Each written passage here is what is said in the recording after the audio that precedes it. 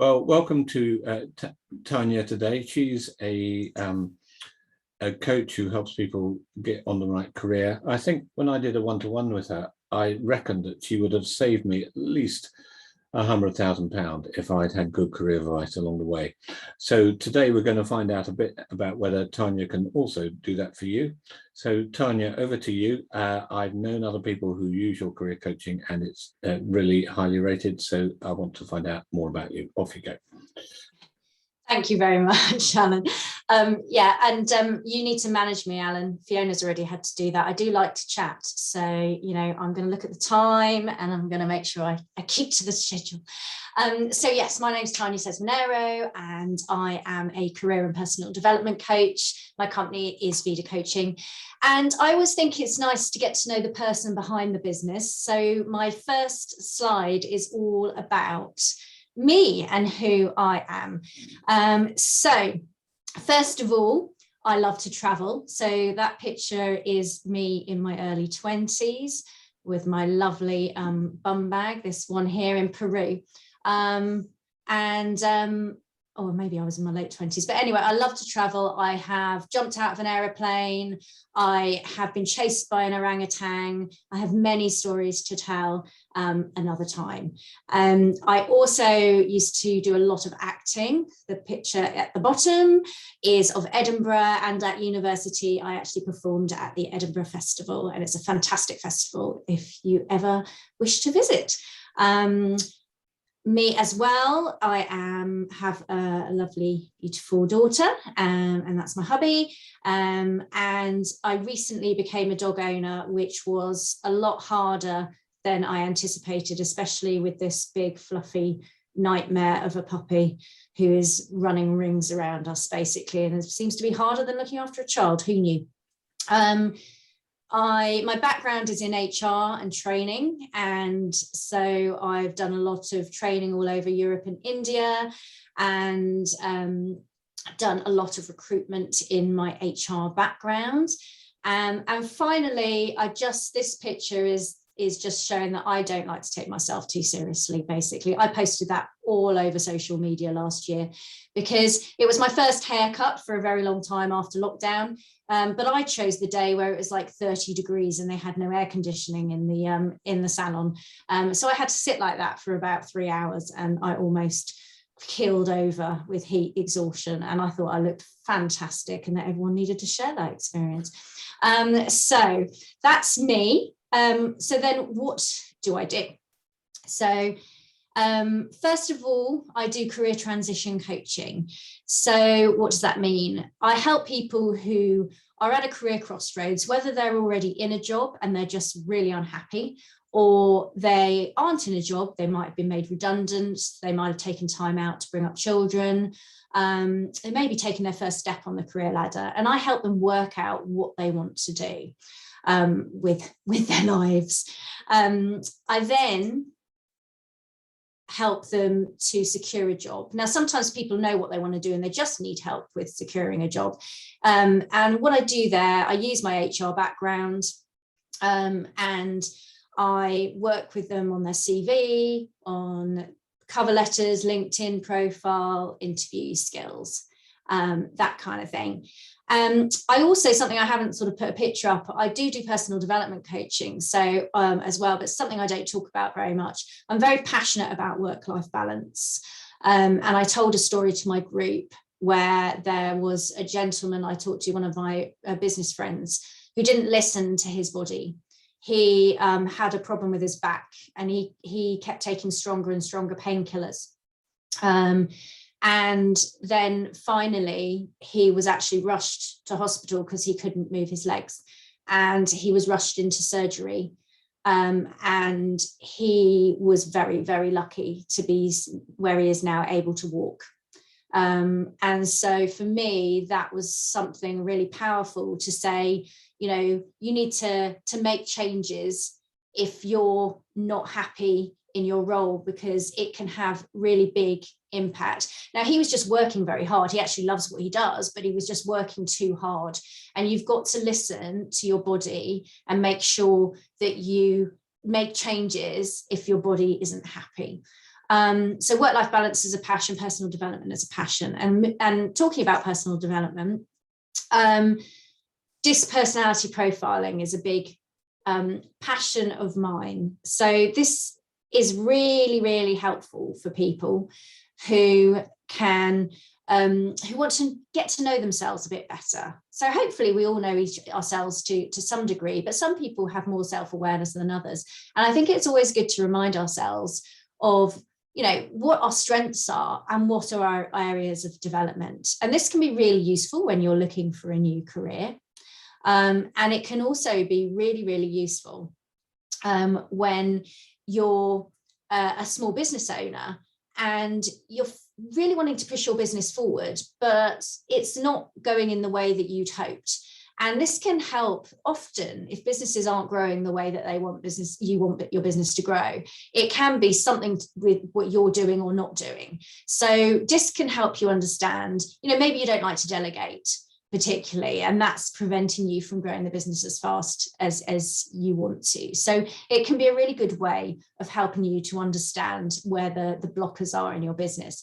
And finally, I use it for team building. So sometimes a team, if they're new or if they're not working as effectively as they could, a way of kind of helping people to bond with each other, as well as Ali's fantastic fitness, is to use DISC the individuals, and then I facilitate a session around, you know, people understanding why their teammates communicate the way they do, why they do the things they do.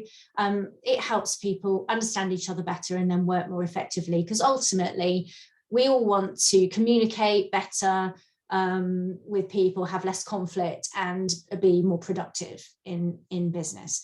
So I thought today I would, and I need to, where's the time? I haven't got the time. There we go.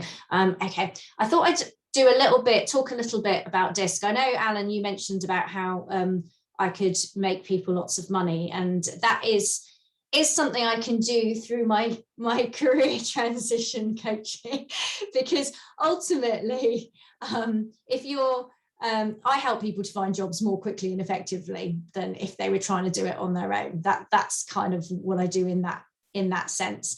And you might be in a job that's not paying you very much, and by working with me, you may be able to move to a job that's paying you considerably more. So that, I think, was what Alan was alluding to.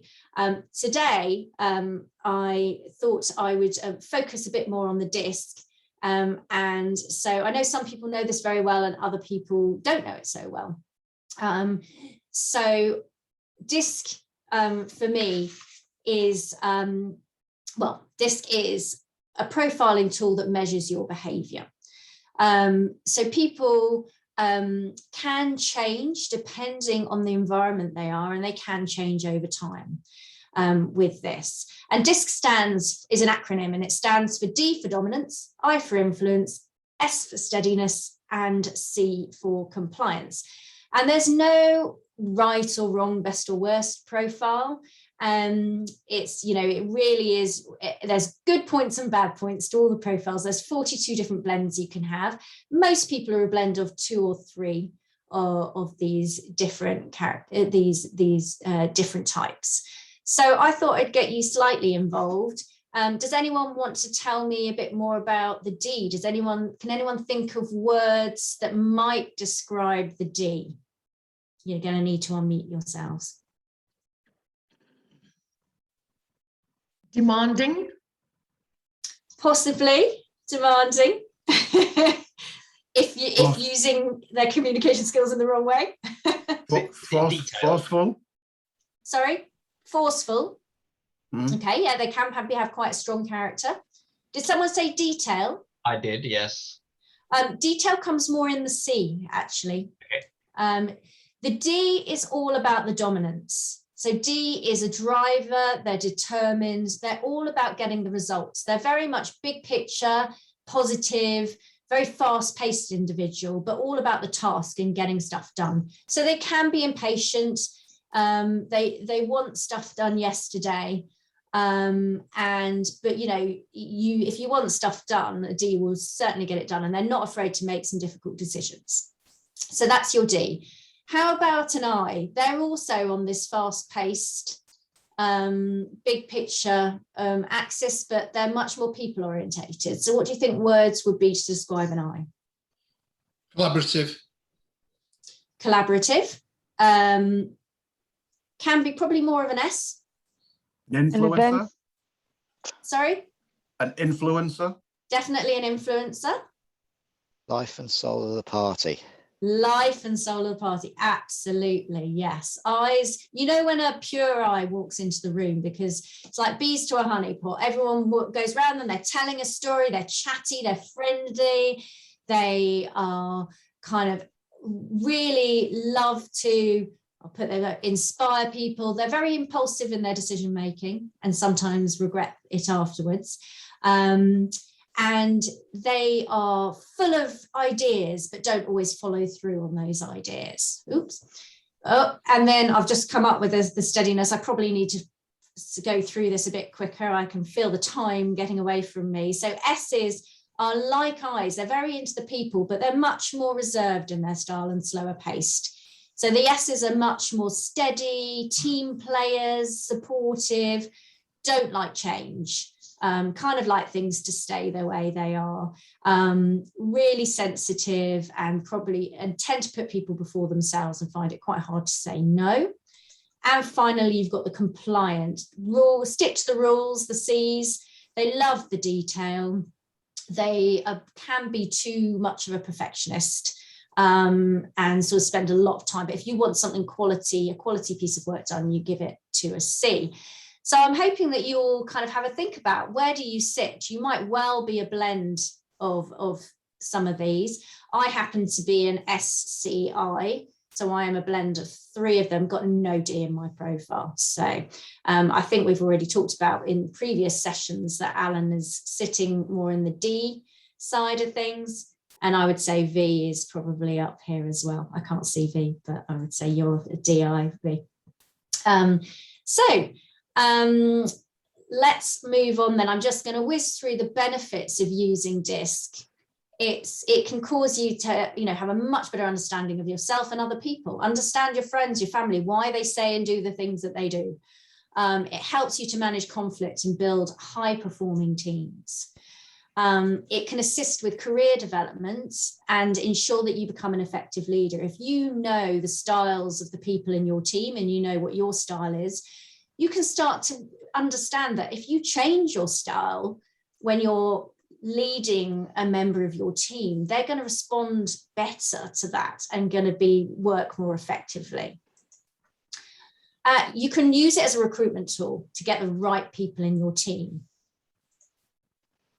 And it can help you with sales and with client relationships, because if you change your style when you're trying to sell to somebody, if you're quite a D type, but they're somebody that likes all the details, so you're D, you like big picture, they want the detail, how can you make sure that you give them the detail that they require and the time they require to make a decision? They're much more likely to want to work with you if you do, suit their style better and change the way you work. So a little fun side to show the different personalities. What impression do you want to make to people? So there's your D, bit of I going on as well, bit Twitter happy with his, but there's your D. Do you want to be like Donald Trump? Do you want to be like Richard Branson? So this is Richard Branson following through on a bet that he made with the Air India boss years ago, where he lost the bet and he had to be an air hostess for the Air India boss all across on a long haul flight. And yes, he is very outgoing. Not many people would have done that. And there was a lot of press around it, which probably was very helpful for him. Do you want to be the kind of S-type, caring, considerate sort of person and come across like that? Or more of a C-type? Which good old Theresa was. Unfortunately, she wasn't much of an orator, which made her struggle when she was Prime Minister. And an example of how, this, you can change your style. I'm wrapping up very quickly. I worked with a client who was very detail orientated, and she was really struggling to secure business. She would go and talk to people, and she'd be making notes, and she'd be like, really wanting to get the information. But that was meaning, Fiona will be able to understand this, that she wasn't using her body language, she wasn't using eye contact, she wasn't engaging and building that rapport with her clients. As soon as she changed this, she realized that the feedback started to improve, and she actually managed to secure her first client. So it's little changes that can really help you. So that's it. That's me. A little whistle-stop tour of DISC and a little bit of an explanation of who I am and what I do. So I hope you found that useful, and I look forward to hearing any questions that you might have.